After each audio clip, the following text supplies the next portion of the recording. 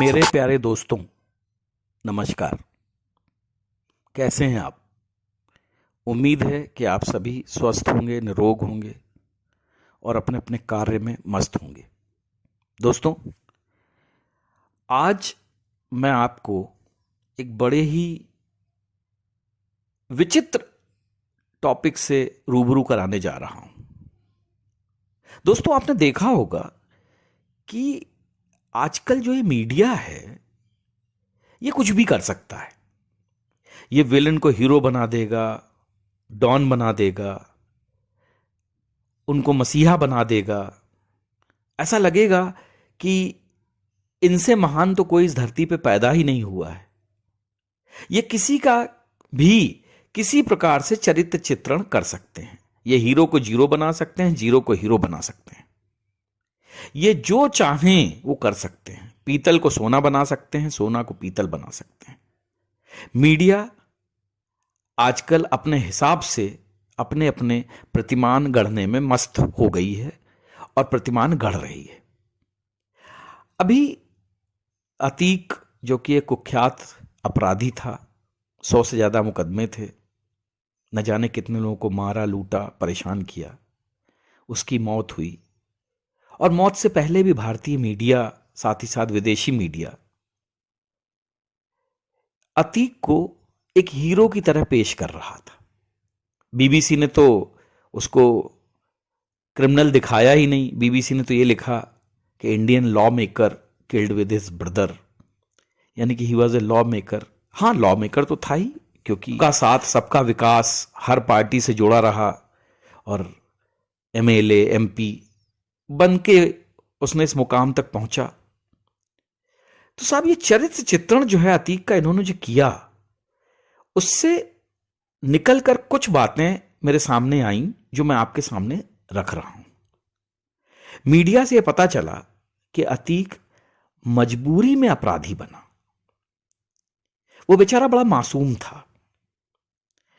उनके पिता तांगा चलाते थे,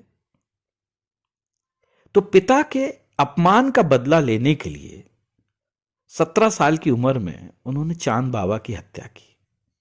कितनी मजबूरी थी उसके सामने। साथ ही साथ मीडिया ने यह भी दिखाने की कोशिश की, बहुत ही सेकुलर आदमी थे। हिंदू हो या मुसलमान, सबके साथ समानता का व्यवहार करते थे। उन्होंने हिंदुओं की भी जमीनें कब्जाई, मुसलमानों की भी जमीनें कब्जाई। किसी के साथ कोई भेदभाव नहीं किया कि आप ये कह सकते हो कि नहीं साहब उन्होंने एक ही, ऐसा नहीं है।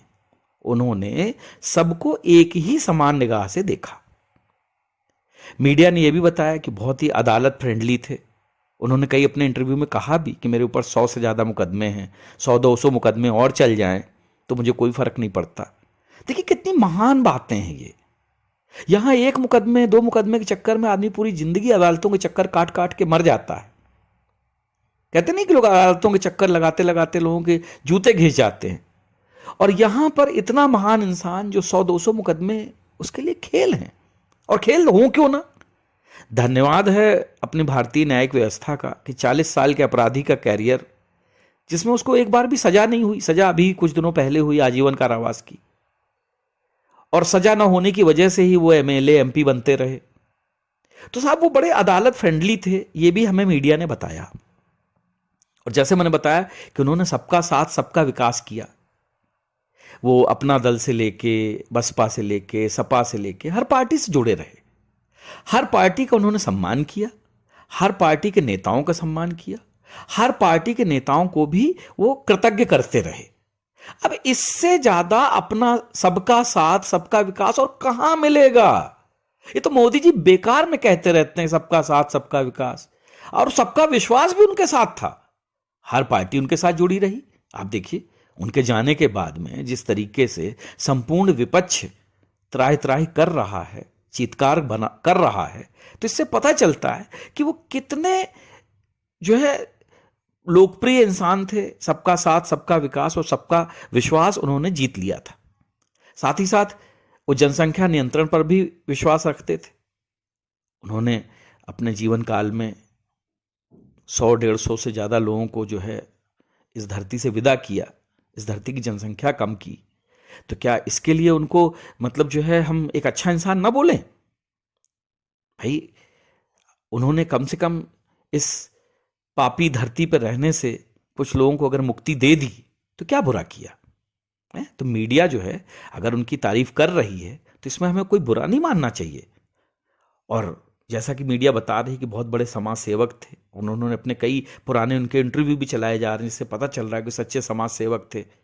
कभी यूनिवर्सिटी में जाके वीसी के कमरे में चले जाते थे, कभी शियार्ट्स में चले गए, जहाँ जाते थे उन्होंने छात्रों के हितों का ध्यान रखा, नेताओं के हितों का ध्यान रखा, जनता के हितों का ध्यान रखा। किसी के पास ज़्यादा ज़मीन हुई तो उस ज़मीन को कम कर दिया, किसी का प्लॉट अच्छा हुआ उस प्लॉट को कम कर दिया। तो वो सच्चे समाज सेवक थे, कभी उन्होंने किसी को गैर नहीं समझा, दूसरे का भी जो जमीन प्लॉट जायदाद थी उसको अपना समझा। इससे ज़्यादा और क्या चाहिए? उन्होंने हर प्रकार के लोगों से अपना मेलजोल रखा।